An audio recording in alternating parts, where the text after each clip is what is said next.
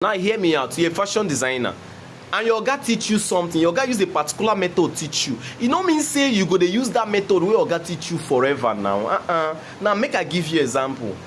Your oga taught you how to make a shirt and he said that whenever you're making the placket, you're supposed to use an interfacing, something like gum stay. It can be a medium gum stay, it can be a hair stay. Now you have been using that gum stay on all materials that you are sewing.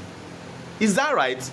To tell you the truth, what you are sewing might not look bad, but you are not meant to use that same interfacing. Let's say you're using medium gum stay, like gum stay, do you understand, on your clothes. Now at the end of the day, on your plackets, now you must not use even any. See, do you know there are shirts that you make on the plackets, you don't put any interfacing at all. Now this is mostly based on the fabric you're working on. Let's say you're working on a chiffon, do you understand, and you're working with Ankara, you're making a shirt. Now on your Ankara fabric, you can go ahead and put interfacing. Do you understand? It's not going to affect it that much. Do you understand? Now on your chiffon, you can also put an interfacing. Now let me teach you something. If you must put interfacing on your chiffon, let it be interfacing that is like that same chiffon. Let me give you an example. We have gum stay, we have hair stay. Now instead of using gum stay on your chiffon material, why can't you use hair stay, something that looks like that same material? Now the reason is because you need your material to flow. Do you understand? Now do you notice that sometimes when you use gum stay on some materials, it doesn't, the placket side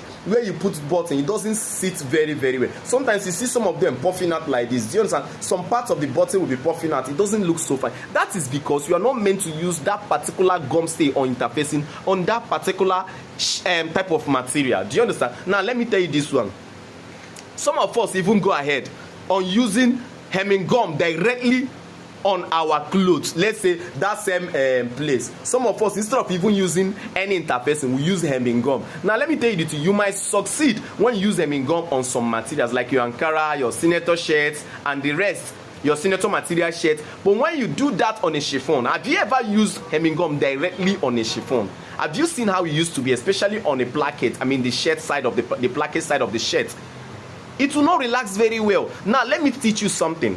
Now on some fabrics, you are not meant to put hemming gum directly on the fabric. Sometimes if you are even to put hemming gum on a fabric, you are supposed to put it after you have finished using interfacing on that material. So that means that hemming gum is going to be on the interfacing that is you put on that material, not on the material itself. Sometimes hemming gum has a way of making a material look somehow, like look like paper. Do you understand? So if you have noticed, if you have experienced this thing I'm saying now, please make sure you comment in the comment section. Now let me tell you, one of the major reasons why we even use gum, hemming gum, is not what most of us are using it for now. Do you know